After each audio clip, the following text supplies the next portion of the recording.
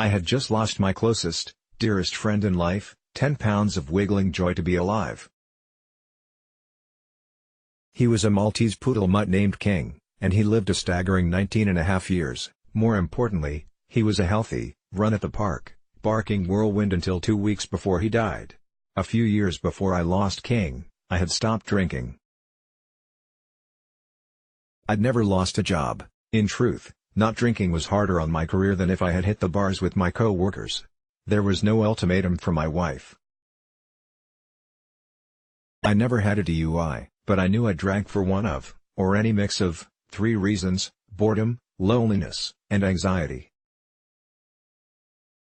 For several weeks straight, I found myself going to the liquor store alone on my lunch hour to slam down 3 shooters, those tiny single-shot bottles, of vodka. Once, I fell asleep in a movie theater, alone. I'd snuck in 4 whiskey shooters, and slammed them in the bathroom stall during the previews. Yeah, gross. I woke up in my seat at the end of the movie, after the credits had rolled and the lights came on. I had a mix of snot and drool sliding down the left side of my face. The wet mess had made its way down my neck, making my collar cold and damp as it brushed against my skin. I felt more pathetic than this reads. I worried, did anyone see me when they were walking out? Anyone I know? The theater was walking distance from my house, shit. And that was it. Without requiring any outside opinion, I knew drinking was making me pathetic. Clouding my brain. Bruising my ego with embarrassment. It was my time to stop drinking. And I did, for a few years, anyway, but I'd set myself up to fail, and it was years in the making. I often thought, when I lose my dog, I'm going to drink. The predicted turn of events came to pass. At 19.5 years old, King's kidneys were shutting down. He had a few days left at the most, our veterinarian told us. I stopped at the liquor store before making it home from the vet's office. Once King passed away, it was unbearable to go home. Gone was my greeting, that mania of happiness, that jumping ovation simply because we were alive and together at that moment. It was like Christmas morning every time I came back from anywhere. And now it was gone. For the next year after losing King, I drank 2 drinks in the morning, 2 in the afternoon. Then, an intolerable night would come, I'd have 3 drinks in the driveway before I even made it into the house. I had to detach my heart before walking in the door. Seeing his empty spot on the couch where he used to wait for me with his tail thumping the cushions was a soul crusher. Instead, a numb, drunk stumble into my house made it much easier. Another 2 or 3 vodka shots in the middle of the night when I woke up. Eventually, self-disgust would kick in, and I would stop for a day, 2 at the most, but the shame cycle would repeat. The nighttime drinking escalated. At a body weight of 160 pounds, I was consuming between 12 and 15 drinks a day. Every day. I knew better than this. I knew I was running a path beaten with illness and failure of my own making. Liver disease, kidney failure, heart problems, a dramatic increase in cancer risk, name a body part or function, and you'll find a lot of alcohol wrecks it. No Jimmy Buffett song or novelty shot glass is going to change that. And in addition to assaulting my health, I was harming who I was. Alcoholics Anonymous, AA, is pretty famous. Many TV shows and films are guilty of smacking the viewer with the cliché. There's the gathering of dented, bland, beige chairs in a messy circle. All of the pain faces are lit too brightly by buzzing overhead fluorescent lights. Everyone is slumped over, staring at their shoes or the floor. It's a sad time at the local community hall. There's always a couple of frosted jean jackets that look like they were refused by Goodwill. The requisite pot of SHT coffee that's been made too strong. The protagonist coming to terms with a painful life lesson in their story arc. Life, love, and loss all hurt. When they're drunk, they don't feel that. But their life, or someone else's, has turned into a chaotic mess through alcoholism. This is their moment of clarity. They're getting their SHT together. I haven't owned a frosted jean jacket since the 90s. But the aforementioned cliché is, at least in part, what happened to me. As the title says, AA didn't save me. That was partially, or perhaps completely, my fault. I was fine with saying, "My name is David and I'm an alcoholic." But I wasn't willing to surrender to the 12 steps. I tried to read AA's Bible, what's referred to as the Big Book. Some of it resonated, a lot of it didn't.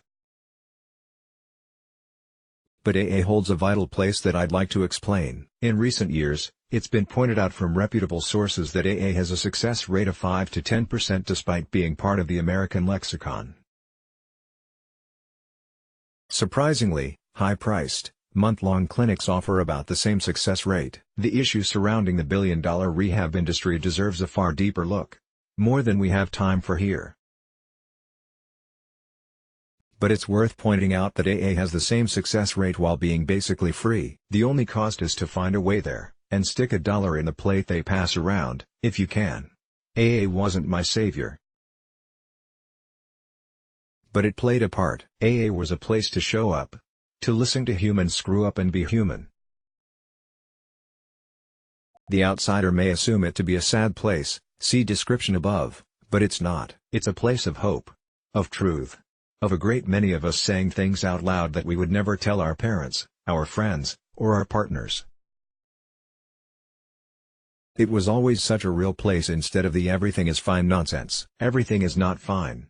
It's all a f***ing mess. There is a moment at AA meetings when individuals have the chance to share.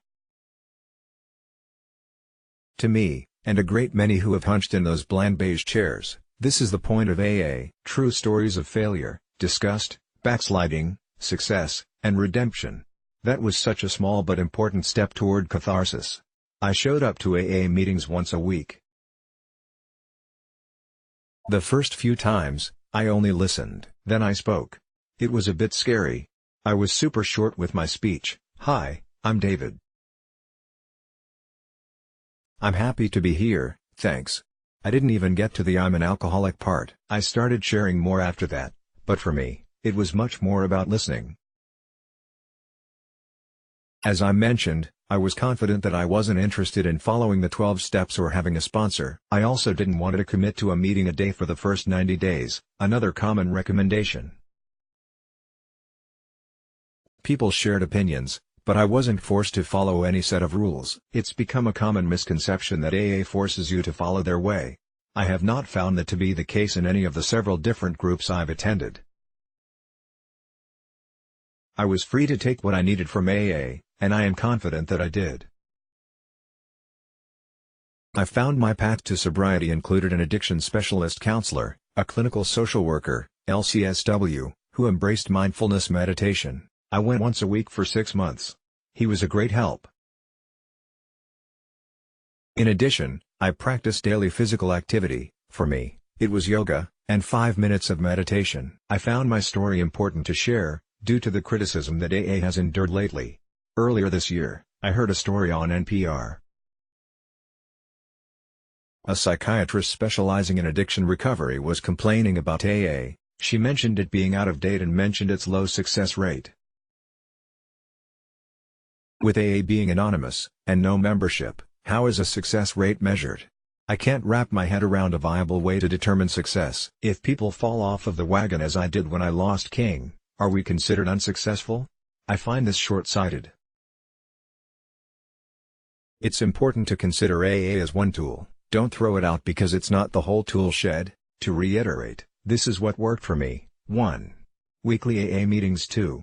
Weekly sessions with an addiction-trained LCSW therapist. 3. Daily physical activity. 4. Daily 5 minutes of meditation. AA was a crucial first step. It's one that I still value, even though I don't go to meetings very often anymore. I know that I can go if I want to. My story is my own, and it's unique to me. For me, after 90 days, I was confident that I was done with drinking, and I still am. The last 2 years, I have continued a daily yoga practice. And don't say that you can't do yoga. If you can breathe, you can do yoga. It's that simple. But, if yoga isn't of interest to you, find a physical activity that works for you. Of equal importance, I have continued meditation. Don't start with an hour, not even 15 minutes. Just 5 minutes. It's so simple, it seems impossible that it could work. I know, I avoided it for years.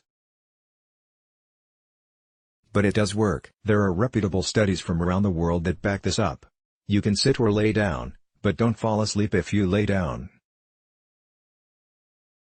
Set an alarm for 5 minutes and 30 seconds. The 30 seconds is to get set in your position. As you inhale, say to yourself, I am inhaling, and as you exhale, say to yourself, I am exhaling. For my first 3 months of sobriety, however, I replaced those words. As I inhaled, I said to myself, don't, and as I exhaled, I said to myself, drink. Almost always during meditation, I start to think about something else. Did I send that email? What do I need to buy at the store? That's fine, it happens to everyone. Don't worry about it, just acknowledge the thought, let it go, and get back to your breath and your word, whatever that might be.